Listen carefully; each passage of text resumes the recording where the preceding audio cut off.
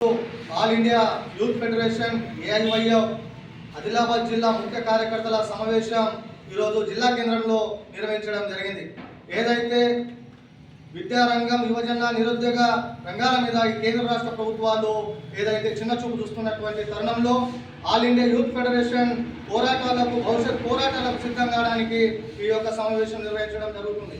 ఏదైతే విద్యార్థులకు కూడా స్కాలర్షిప్లు కూడా విడుదల చేయడానికి ఏఐవైఎఫ్ కూడా ముందుంటుందని ఈ సందర్భంగా తెలియజేస్తున్నాం.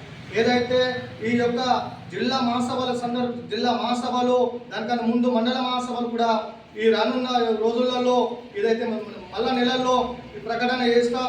ఏదైతే ముఖ్యమైన తీర్మానాలు కూడా ప్రవేశపెట్టడం జరిగింది.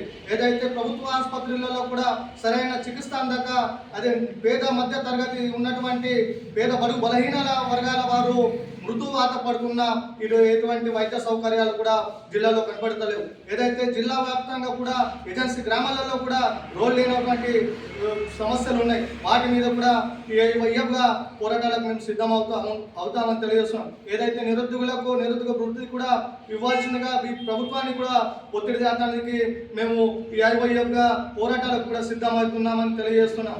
ఏదైతే యువత మొత్తం ఏకమై ఆల్ ఇండియా యూత్ ఫెడరేషన్లో చేరి ఏదైతే నిరుద్యోగుల విషయానికి పోరాటాలకు సిద్ధం కావాలని ఈ జిల్లా యువతకు మేము పిలుపునిస్తున్నాం.